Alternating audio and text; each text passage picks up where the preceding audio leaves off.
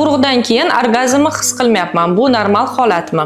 Aslida tug'ruqdan keyin ayollarimiz organizmi juda kuchli stressni boshidan kechiradi. Birinchisi bu kuchli charchoq hissi. Ikkinchisi tug'ruq paytida bo'ladigan yirtilishlar, ya'ni razrivlar va qinning kengayishi oqibatida yuzaga keladigan o'zgarishlar. Uchinchisi tos a'zolar mushaklarining bo'shab ketishi. To'rtinchisi bu emizish vaqtida ayollarimizning organizmlarida yuzaga keladigan gormonal o'zgarishlar hisoblanadi.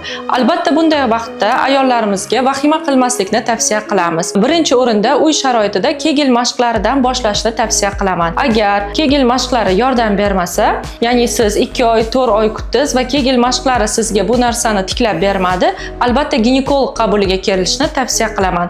Ginekologlarimiz ko'rikdan o'tkazib sizni lazer kerakmi, balki razrivlarni tikish kerakmi, balki qin mushaklarini yaxshilash kerak yoki gormonal o'zgarishlarni davolash kerakmi, sizning vaziyatingizda aynan nima to'g'ri kelishini aniqlab lecheniya qilishadi.